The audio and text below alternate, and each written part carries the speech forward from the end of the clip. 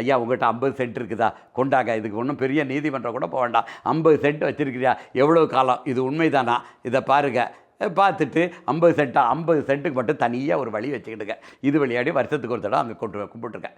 அதே மாதிரி இந்துக்கள் வருடத்துக்கு ஒரு 2 முறை, ஒரு தடவை சிவராத்திரி, ஒரு தடவை மேலே போய் வழிபட்டுக்கிட்டோம். இதுக்கு அவங்க இடைஞ்சல் பண்ணாதீங்க, நாங்களும் உங்களுக்கு இடைஞ்சல் பண்ண மாட்டோம், இதை உங்கள் முறைப்படியே கும்பிட்டுக்கிட்டு நாங்களே எங்கள் முறைப்படியே கும்பிட்டுக்கிட்டோம். எது செஞ்சாலும் அந்த 50 சென்ட்டுக்குள்ளே தேய்ங்க, நல்ல பெரிய காம்பவுண்ட் வால் நாங்கள் அரசாங்கத்திலேருந்தே போட்டு வைக்கலாம், கொடுக்கலாம். இப்படி ஒரு தீர்வு வந்துச்சுன்னா எல்லாம் இதுதான் மக்கள் எதிர்பார்க்குறது. வீணாக சண்டை போட்டு ஒரு போராட்டம் அறிவிச்சு போராட்டம் நடத்தவும் இல்லாமல் போராட்டம் நடக்கவும் இல்லை, தீர்வும் வரல, எடுத்து சொல்லவும் இல்லை. இப்போ போராட்டத்தினால அங்கே தீபம் ஏற்ற முடியுமானா ஏற்ற முடியாது, சிவராத்திரி கொண்டாட முடியுமானா கொண்டாட முடியாது. ஆனால் நிச்சயமாக கந்தூரி விழா நடத்துறதுக்கு எந்த அரசாங்கமும் தடைப்பட போகிறது கிடையாது, அவங்க மேலே போயிடுவாங்க.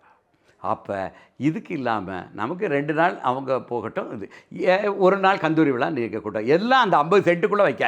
உங்கள்கிட்ட 50 சென்ட்டுக்கு இடத்துக்கு பட்டா இருந்துச்சுதுலாம், அதுக்குள்ளே பட்டா இல்லை, ஒரு ஒரு ஒரு ஆவணம் இருந்துச்சுன்னா, பழைய காலத்து ஆவணம் இருந்துச்சுன்னா அதை செஞ்சுக்கிட்டுங்கிறத நல்ல இதை முன்னெடுத்து செய்யலாம். நம்ம ஆதீனங்கள் நல்ல சிறப்பாக இதை பண்ணி கொடுப்பாங்க.